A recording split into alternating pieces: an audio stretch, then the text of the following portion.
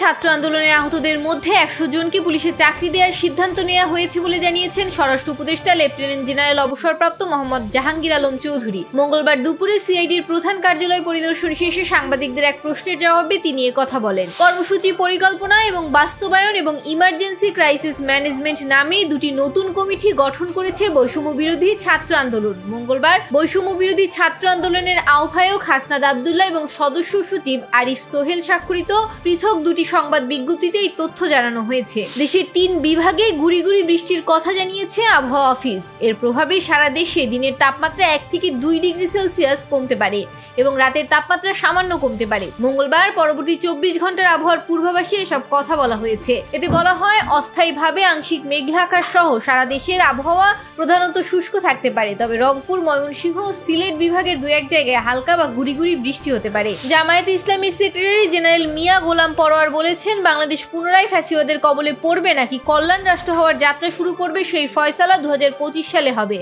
মঙ্গলবার রাজধানীর ইঞ্জিনিয়ার্স ইনস্টিটিউটের জেলা পর্যায়ের ইমাম ও খতিবদের সম্মেলনে তিনি কথা বলেন। ভারতের কারাগার থেকে মুক্তি পাওয়া 90 জেলে ও নাবিককে তাদের পরিবারের কাছে হস্তান্তর করেছে কোস্টগার্ড। মঙ্গলবার চট্টগ্রামের পতেঙ্গা কোস্টগার্ডের জেটিতে তাদের হস্তান্তর করা হয়। এর আগে সকাল 9:15টায় তাদের বহনকারী জাহাজ চট্টগ্রামে এসে পৌঁছয়। প্রায় 1 মাস পর বন্দিদশা থেকে স্বজনদের কাছে ফিরতে পেরে স্বস্তির কথা জানিয়েছে নাবিক ও স্বজনরা। চীনের স্বায়ত্তশাসিত অঞ্চল তিব্বতে শক্তিশালী ভূমিকম্পে এখন পর্যন্ত কমপক্ষে 95 জনের মৃত্যু হয়েছে। স্থানীয় সময় মঙ্গলবার সকালে আঘাত হানা ওই ভূমিকম্পে বহু বাড়িঘর ধসে পড়েছে। মার্কিন ভূতাত্ত্বিক জরিপ জানিয়েছে, রিক্টার স্কেলে ভূমিকম্পের মাত্রা ছিল 7.1।